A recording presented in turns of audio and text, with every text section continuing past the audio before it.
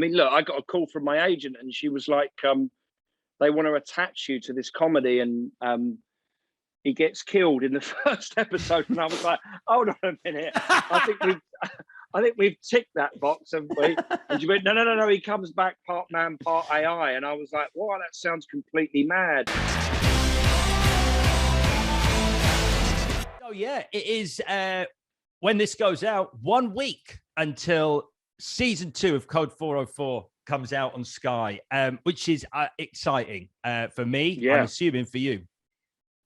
Yeah, we're all buzzing about it. I mean, Alex, I've only saw the whole completed 6 episodes last weekend. We had an amazing cast and crew. That was the other thing. When the first series came out, that was in lockdown, and none of us have really been able to get into a room and celebrate the success of the first series.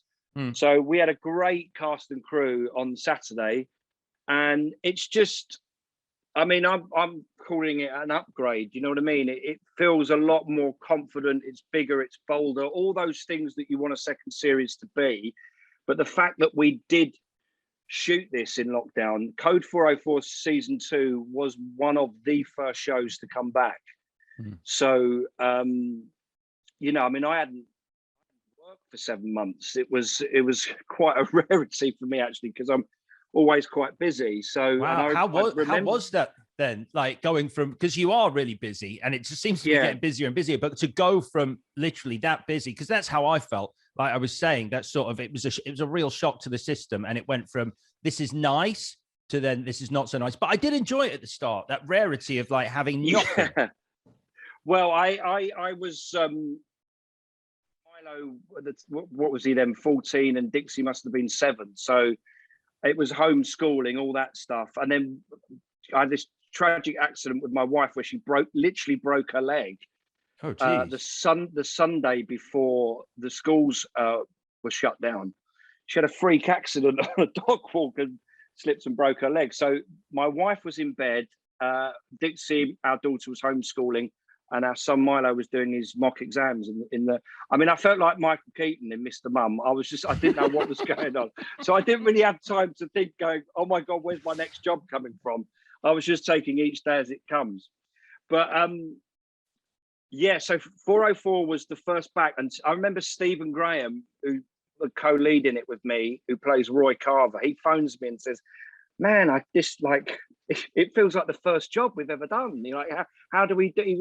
We were both quite nervous. But you get into the swing of it. But it was a kind of different playing field that first couple of weeks, because it was PCR tests and social distancing and all that kind of all of the crew wearing masks. So, but the biggest compliment I can give the second series is that, you know, you don't see any of that on screen. That was the biggest concern, is that somehow we were going to cut corners shooting in a pandemic, and nothing could be further from the truth. So it's great. It's a sort of darker story. It's still laugh out loud funny, but it seems to be a lot more emotional, actually, particularly the last 3 where it goes. So I love Code 404 because there's so many different elements to it, and I think fans of the first series are going to have an absolute ball with it second time round. It's interesting you talk about it being shot in COVID, because obviously it's a comedy series. I mean, I call it a comedy, and you touched on it there, and we can talk about that, because it does do that amazing thing of manage to balance comedy with drama and actual emotional stakes. And then it looks like a freaking cool crime series. The way it's shot is beautiful. It is. Yes, So it's got all those things, but ultimately it's a comedy. And I've always imagined, like, on the set of a comedy, the atmosphere on set is kind of conducive to how good the series is. Now, I might be wrong, but I imagine that you want to have fun. You want to, you know, the crew to be having fun, and you want that kind of atmosphere of enjoyment. And I just wonder whether that was kind of a difficult thing to achieve when everyone's like, okay, action.